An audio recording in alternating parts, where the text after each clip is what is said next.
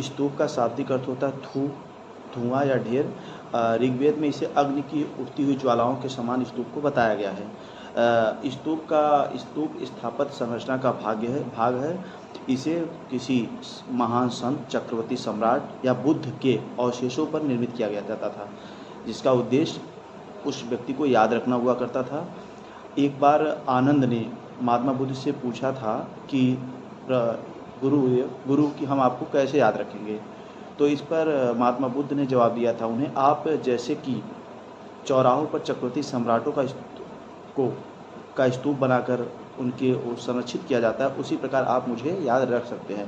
स्तूप देखा जाए तो इसके कई भाग होते हैं।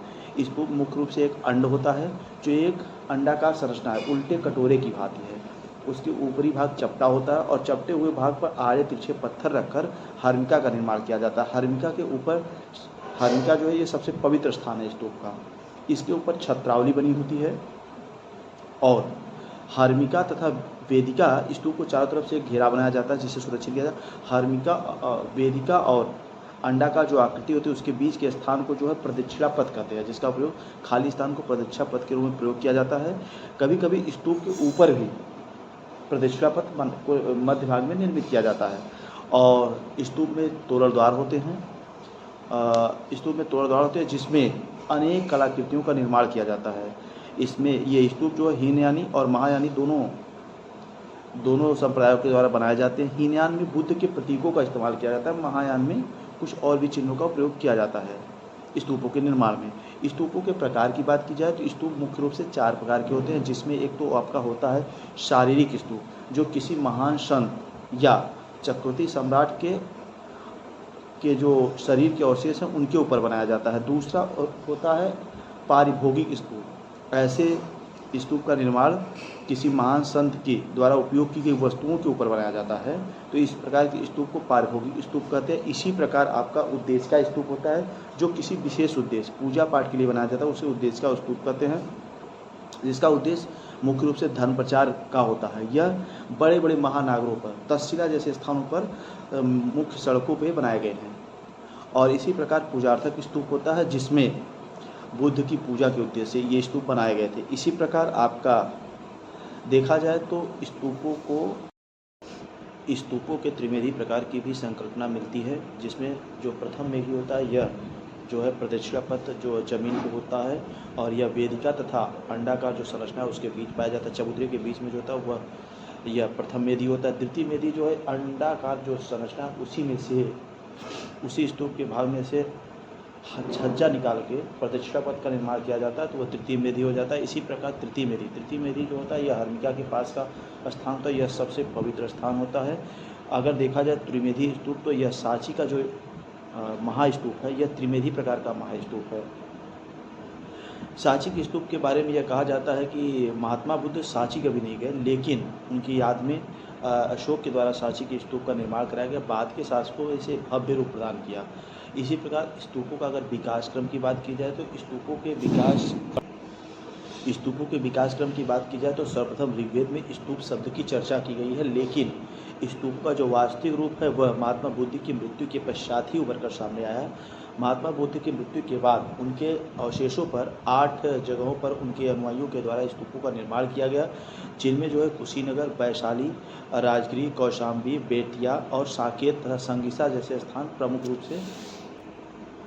मौर्य काल में बात की जाए तो मौर्य काल में अशोक के द्वारा जो बौद्ध परंपरा है वो बोलती है कि अशोक के द्वारा 84,000 स्तूपों का निर्माण कराया गया, जिसमें से प्रसिद्ध है आपके भरहुत का स्तूप, सांची का स्तूप, ये दोनों मध्य प्रदेश में है। इसी प्रकार धर्मराज का स्तूप जो है आपका तक्षशिला में था। चौखंडी स्तूप जो है आपका सारनाथ में था। बोधगया के स्तूप जो है काफ़ी महत्वपूर्ण था। मौर्योत्तर काल में बात किया जाए तो मौर्योत्तर काल में स्तूपों के भव्य रूप का विकास हुआ। इस काल में शुंगों, शातवाहनों, कुषाणों के द्वारा स्तूपों को संरक्षण प्रदान किया गया और अनेक भव्य स्तूपों का निर्माण हुआ। सांची के स्तूप जिसे हम महास्तूप कहते हैं, शुंगों के द्वारा अशोक के जो स्तूप थे उसके आकार को दोगुना करके बनाया गया, और यहाँ पे कुल पहाड़ी पर 3 स्तूप बनाए गए हैं। सांची के स्तूप, सांची स्तूप संख्या 1 की बात की जाए तो यह महास्तूप इसको कहते हैं। मूलतः इसका निर्माण अशोक के द्वारा कराया गया था, लेकिन बाद में शुंग काल में इस स्तूप को दोगुना बड़ा कर दिया गया और यह त्रिवेदी प्रकार का स्तूप है और संपूर्ण स्तूप में, और यह देखा जाए तो यह बुद्ध यहाँ पे कभी नहीं गए सांची के स्तूप में, लेकिन बुद्ध की स्मृति में स्तूप बनाया गया था। सांची का स्तूप इसी प्रकार संख्या 2 है, जहाँ पर संख्या 1 के बगल में बनाया गया यह स्तूप है। बौद्धों के 10 धर्म प्रचारकों की स्मृति में सेकंड बना, और तृतीय स्तूप जो है यह जो बना यह भी संख्या 1 के बगल में ही बनाया गया। यह बुद्ध के शिष्य शारिपुत्र महामोदलायन की याद में बनाया गया था। इसी प्रकार आगे चलकर भरहुत का स्तूप सतना मध्य प्रदेश में बनाया गया। मूल निर्माण अशोक के द्वारा ही कराया गया था, लेकिन शुंगों के संरक्षण में इसके काफ़ी भव्य रूप का विकास हुआ। लेकिन यह स्तूप अभी हाल ही में जो प्राप्त हुआ यह विखंडित अवस्था में प्राप्त हुआ है। इसको प्राप्त जो किया था जनरल कनिंघम के द्वारा इसे प्राप्त किया गया, और इस स्तूप का मात्र पूर्वी तोरणद्वार जो है वही इस समय प्राप्त हो पाया जो सुरक्षित अवस्था में। सांची और अगर बात की जाए सांची और भरू, तो इन दोनों स्तूपों में कुछ मूलभूत अंतर भी है जिसकी चर्चा हम कर रहे हैं। अगर हम सांची के स्तूप और भरहुत के स्तूप की संरचना के बारे में अगर समानता के पक्ष की बात करें और असमानता, तो दोनों है। समानता में देखा जाए तो दोनों स्तूपों का जो मूल निर्माण था यह सम्राट अशोक के द्वारा ही कराया गया था, और ये दोनों स्तूप चाहे सांची हो या भरहुत दोनों देखा जाए तो हीनयानी परंपरा में ही बने हैं। इन पर महात्मा बुद्ध की कोई मूर्ति नहीं बनी है। और इसी प्रकार देखा जाए ना दोनों स्तूप स्थापत्य और मूर्ति कला के महत्वपूर्ण अवशेष के रूप में सुरक्षित है।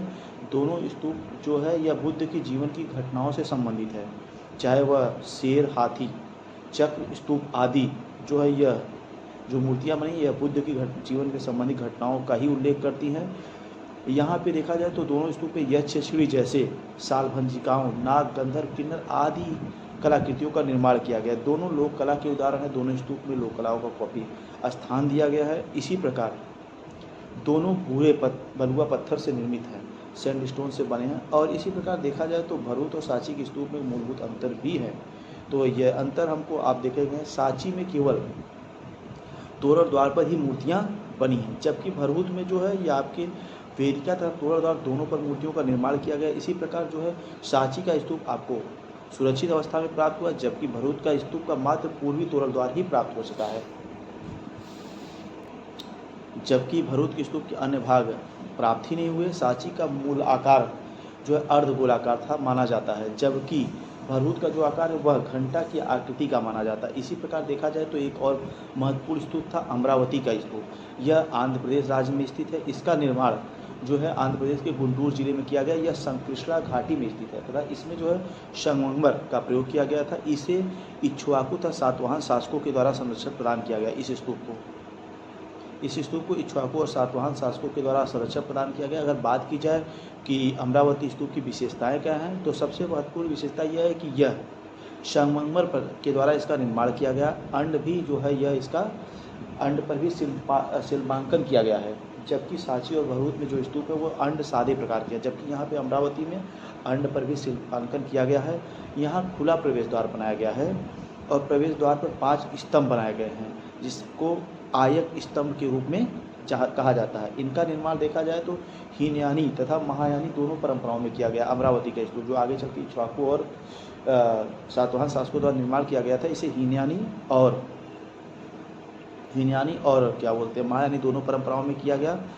प्रतीक यहाँ पर बुद्ध के प्रतीक चिन्ह तथा मूर्तियों का भरपूर प्रयोग किया गया है। कृष्णा घाटी के अन्य स्तूपों की चर्चा भी हम कर रहे हैं। तो अमरावती की भांति कृष्णा गुंटूर घाटी में अनेक स्तूपों का आपको उपलब्धता देखी जा सकती है, जिसमें नागार्जुनी कोंडा, घंटसाला, जगई पेट और गोली आदि भी इक्ष्वाकु शासकों के द्वारा ही बनवाया गया। इक्ष्वाकु शासकों की जो रानियाँ थी, इक्ष्वाकु शासक तो मूलतः ब्राह्मण धर्म को मानते थे, लेकिन उनकी रानियाँ जो थी इक्ष्वाकु शासकों की वो बौद्ध धर्म के प्रति काफ़ी सद्भावना रखती थी। धर्मराज का स्तूप की बात की जाए तो इसका निर्माण तक्षशिला में हुआ था।